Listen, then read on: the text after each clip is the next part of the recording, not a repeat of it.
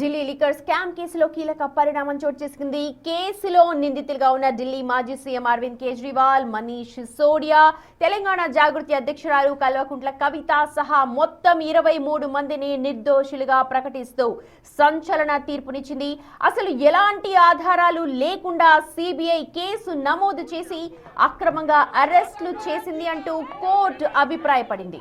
జై తెలంగాణ, సత్యమేవ జయతే.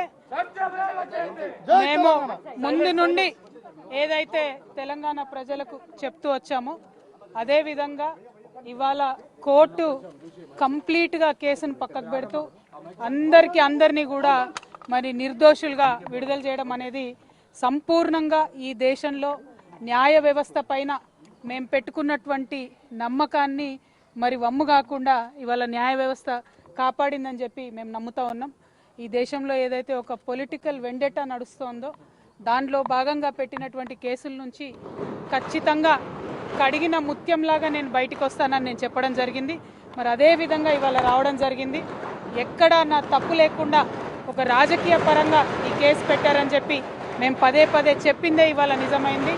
అదేవిధంగా ఈ కేసు పెట్టినటువంటి సందర్భంలో అనేక సార్లు ఢిల్లీకి వారి సొంత డబ్బులు ఖర్చు పెట్టుకొని మా తెలంగాణ జాగృతి నాయకులు, నన్ను అభిమానించేటటువంటి అన్నదమ్ములు, మిత్రులు అనేక మంది నాకు, నా కుటుంబానికి అండగా నిలబడ్డారు.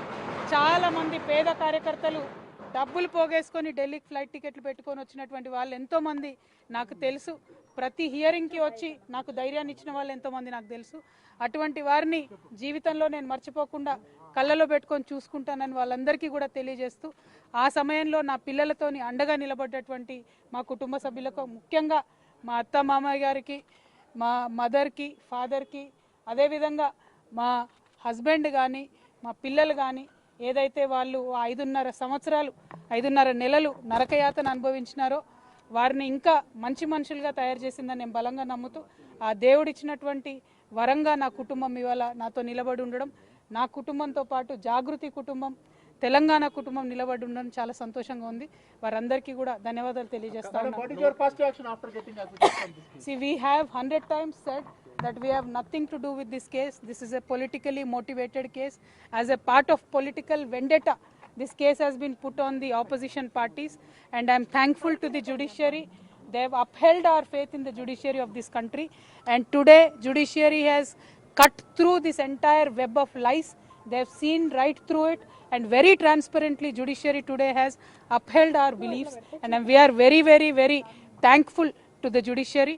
And once again I want to say, through the difficult times, many of Jagruti Karyakartas came to Delhi. The poorest of the poor Karyakartas stood with me. My family stood with me. My kids have become more and more stronger with a greater resolve for me to serve the public, and I'm very thankful to everybody who stood by me in that difficult situation. Once again I want to say only one thing, that this was a web of lies, and the judiciary has cut right through it with this.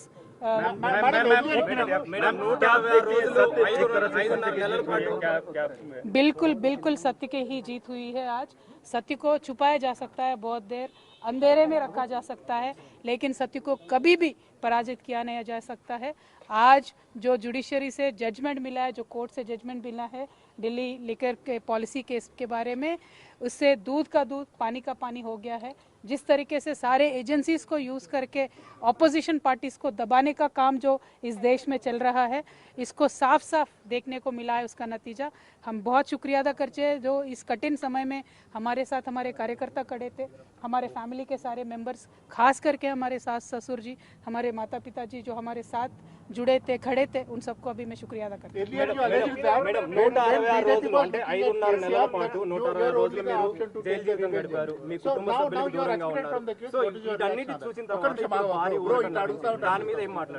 See, fundamentally, not only me, KCR Garu himself has time and again said that this is a vendetta on BRS party, this is a vendetta on KCR Garu, that has been reflected on Kavita.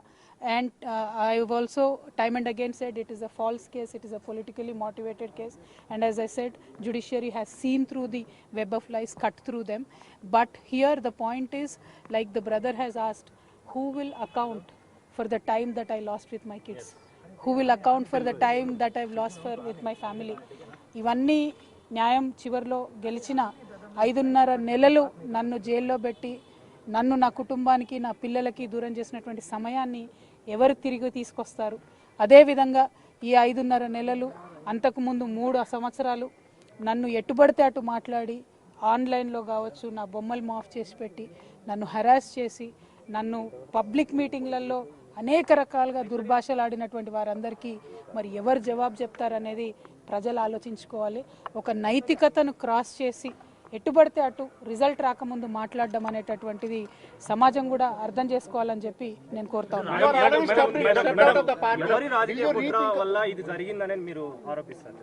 Madam, बहुत संघर्ष के बाद ये आपको जीत हुई है। आपके पूरे फैमिली मेंबर सफ़र किए, इंक्लूडिंग आपके फादर एंड ब्रदर। ये खुशी क्या आप साझा करना चाहेंगे केसीआर गारू के साथ, केटीआर गारू के साथ?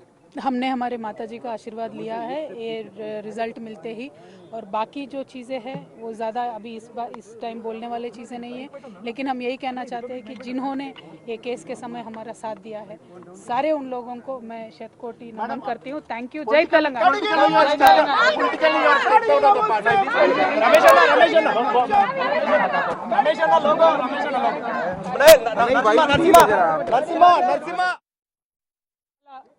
జై తెలంగాణ, సత్యమేవ జయతే.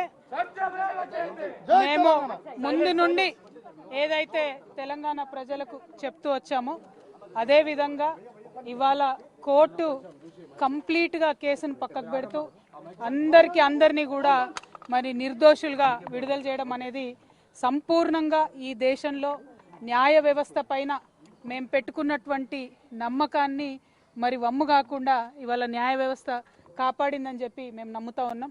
ఈ దేశంలో ఏదైతే ఒక పొలిటికల్ వెండెటా నడుస్తోందో దానిలో భాగంగా పెట్టినటువంటి కేసుల నుంచి ఖచ్చితంగా కడిగిన ముత్యంలాగా నేను బయటికి వస్తానని నేను చెప్పడం జరిగింది. మరి అదే విధంగా ఇవాళ రావడం జరిగింది.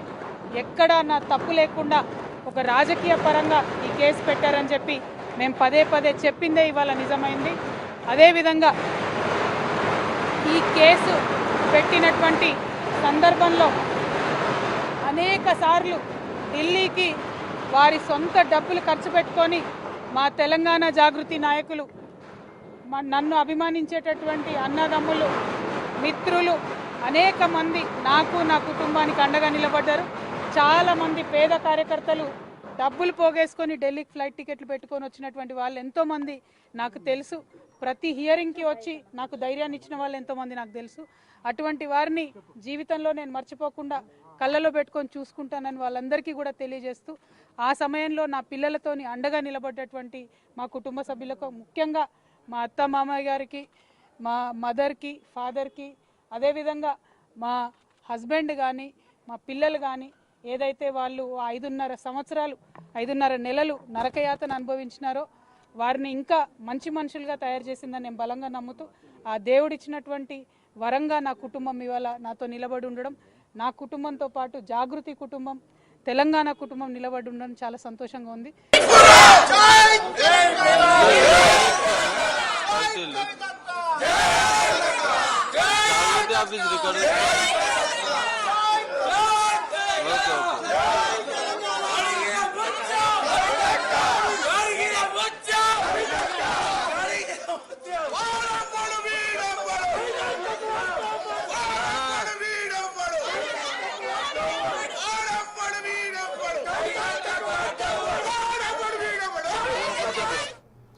రైట్, అది తెలంగాణ జాగృతి ఆవరణ, పార్టీ ఆఫీస్ ఆవరణ అంతా కూడా సంబరాలతో అంబరానంటుతూ ఉన్నాయి. కవితక్క కడిగిన ముత్యంలా బయటకు వస్తుంది అని నమ్మాము, అలాగే జరిగింది అని అంటున్నారు. కార్యకర్తలు టపాసులు పేల్చుకుంటూ సంబరాలు చేసుకుంటున్నారు. హోలీ ఒక 2 రోజులు ముందే వచ్చింది. తెలంగాణ జాగృతి కార్యకర్తలందరికీ కూడా రంగులు చల్లుకుంటూ సంబరాలు చేసుకుంటున్నారు.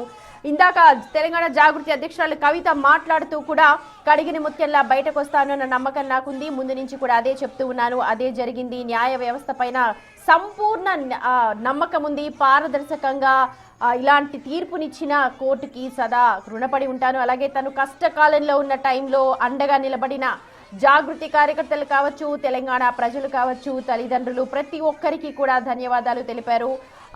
తెలంగాణ ప్రజలు కూడా అర్థం చేసుకోవాలి. ప్రస్తుత సమాజంలో ఏమీ తీర్పు రాకముందే చాలా ట్రోల్స్ చేశారు, చాలా మానసికంగా హింసకు గురయ్యాను, అవంతా కూడా తిరిగి రావు, కానీ ఇవాళ ఈ తీర్పు రావడం నిజంగా హర్షణీయం అంటూ తన ఆనందాన్ని వ్యక్తం చేశారు తెలంగాణ జాగృతి అధ్యక్షురాలు కవిత. ఇక ఒకసారి కేసు పూర్వాపరాలను గనక మనం చూస్తే 2021 నవంబర్లో ఢిల్లీలో కేజ్రీవాల్ నాయకత్వంలో ఆపు ప్రభుత్వం ఒక కొత్త ఎక్సైజ్ విధానాన్ని రూపొందించింది. మద్యం విక్రయాలను ప్రైవేట్ వ్యక్తులకు అప్పగించేలా నిబంధనలో మార్పు చేసింది. అయితే కొత్త లిక్కర్ పాలసీలో అవకతవకలు జరిగాయంటూ 2022 జూలైలో Delhi chief secretary Naresh lieutenant governor Vinay కుమార్కు ఒక నివేదికనిచ్చింది. దీంతో ఎల్జీ వినయ్ కుమార్ సక్సేనా ఈ విషయాన్ని సిబిఐకు సిఫార్సు చేశారు. ఈ క్రమంలోనే ఆప్ సర్కార్ 2022 ఆగస్టులో ఒక కొత్త లిక్కర్ పాలసీని రద్దు చేసింది. ఇక ఎల్జీ ఫిర్యాదు మేరకు కేసు నమోదు చేసిన సిబిఐ అప్పటి ఢిల్లీ డిప్యూటీ సీఎం మనీష్ సిసోడియా నివాసంలో సోదాలు నిర్వహించింది. ఈడీ కూడా మనీ లాండరింగ్ కేసు నమోదు చేసింది. పొలిటికల్ గా ఇబ్బంది పెట్టారో అవన్నీ తప్పని రుజువు చేస్తూ ఇవాళ కోర్టు తీర్పు ఇవ్వడం 166 రోజులు మీరు దూరంగా ఉన్నారు కుటుంబ సభ్యులకి, దాదాపు 5.5 నెలలు. అసలు ఎలా ఉంది మేడం? ఇప్పుడు భారీ ఊరట లభించి క్లీన్ చిట్ ఇచ్చింది, ఏం మాట్లాడారు? చాలా సంతోషంగా ఉందండి, ఎందుకంటే నేను ఏ తప్పు చేయలేదు, కడిగిన ముత్యంలాగా నేను బయటకు వస్తానని చెప్పాను. ఇవాళ అదే జరిగింది. కానీ అలాంటి సమయం మళ్ళీ తిరిగి రాదు. ఎగ్జాక్ట్లీ నేను అదే అంటా ఉన్నాను, అటువంటి సమయం తిరిగి రాదు. ఆ సమయంలో నా మీద నోరు జారినటువంటి, నోరు పారేసుకున్నటువంటి వ్యక్తులందరికీ కూడా ఈ తీర్పు చెంపపెట్టులా ఉంటుందని నేను అనుకుంటున్నాను. ఇప్పుడు రైతు కమిషన్కి వెళ్తున్నానండి, అమ్మతో ఫోన్ లో మాట్లాడాను. Thank you. జై తెలంగాణ.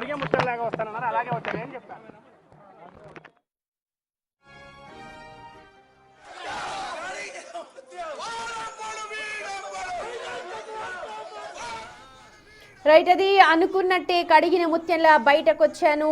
నిజంగా నాకు అండగా నిలిచిన ప్రతి ఒక్కరికి కృతజ్ఞతలు. ఇక తనపై ట్రోల్ చేసిన వారు, అసభ్యంగా మాట్లాడిన వారు, ఆ 3 ఏళ్ల పాటు తను అనుభవించిన నరకాన్ని ప్రస్తుత తెలంగాణ సమాజం అంతా చూస్తోంది. వారందరికీ కూడా ఈ తీర్పు ఒక చెంప పెట్టు అనంటూ తెలంగాణ జాగృతి అధ్యక్షురాలు కవిత చెప్తూ ఉన్నారు. ఇక కేసు పూర్వాపరాలను మనం చూస్తూ ఉన్నాం. 2021లో ఒక కొత్త లిక్కర్ పాలసీ రూపకల్పన జరిగింది ఆ ప్రభుత్వ హయాంలో. అయితే ఆ తరువాత ఇది ఒక పాలసీని రద్దు చేస్తూ 2022 ఆగస్టులో అప్పటి ప్రభుత్వం ఒక నిర్ణయాన్ని తీసుకుంది. ఎల్జీ లెఫ్టినెంట్ గవర్నర్ ఫిర్యాదు మేరకు కేసు నమోదు చేసింది సిబిఐ. ఆ తర్వాత ఢిల్లీ డిప్యూటీ సీఎం మనీష్ సిసోడియా నివాసంలో సోదాలు కూడా నిర్వహించారు. ఈడీ కూడా మనీ లాండరింగ్ కేసుని వాళ్ళపైన నమోదు చేసింది. ఫిబ్రవరి 2023లో మనీష్ సిసోడియాను సిబిఐ అరెస్ట్ చేసింది. ఆ తర్వాత ఈడీ కూడా ఆయన్ను కస్టడీలోకి తీసుకొని విచారణ చేసింది. October 2023లో Aam Aadmi party MP Sanjay Singh కూడా ఈ లిక్కర్ పాలసీలో అరెస్ట్ అయ్యారు. 2024 మార్చి 15న సౌత్ గ్రూప్లో కీలక పాత్ర పోషించారు అంటూ ఆరోపిస్తూ కల్వకుంట్ల కవితను కూడా ఈడీ హైదరాబాద్లో అరెస్ట్ చేసింది. పెద్ద సంచలనంగా మారింది. ఇక మార్చి 21, 2024 ఢిల్లీలో అప్పటి సీఎం అరవింద్ కేజ్రీవాల్ ను కూడా ఈడీ అరెస్ట్ చేసింది. ఆగస్టు, సెప్టెంబర్ 2024 మధ్య కాలంలో కవిత, మనీష్ సిసోడియా, అరవింద్ కేజ్రీవాల్ కు సుప్రీంకోర్టు వరుసగా బెయిల్ కూడా మంజూరు చేసింది. ఇక 2024 ఆగస్టు 9న మనీష్ సిసోడియా, ఆగస్టు 27న కవిత, సెప్టెంబర్ 13న కేజ్రీవాల్ కు సర్వోన్నత న్యాయస్థానం బెయిల్ అయితే మంజూరు చేసింది. కానీ ఆ మరకలు అలానే ఉన్నాయి. ఎక్కడికెళ్ళినా సరే ఆ లిక్కర్ స్కామ్ మరకలు వాళ్ళందరినీ కూడా అంటిపెట్టుకునే ఉన్నాయి. లిక్కర్ స్కామ్ కేసులో మనీష్ సిసోడియా దాదాపు 530 రోజులు జైల్లో ఉంటే కల్వకుంట్ల కవిత 160 రోజులున్నారు. ఇక కేజ్రీవాల్ 156 రోజులకు పైగా జైలు జీవితాన్ని అనుభవించారు. ఇవాళ ఏదైతే తీర్పు వెలువరించిందో ఆ తీర్పు వాళ్ళందరికీ కూడా భారీ ఊరటనిచ్చింది. తనపైన ట్రోల్ చేసిన వారికి, ఒక తెలంగాణ ఆడబిడ్డగా తను పడ్డ మానసిక క్షోభకు ఈ రోజు తీర్పు వారందరికీ కూడా చెంప పెట్టు అనంటూ కల్వకుంట్ల కవిత అభిప్రాయాన్ని వ్యక్తం చేస్తూ ఉన్నారు.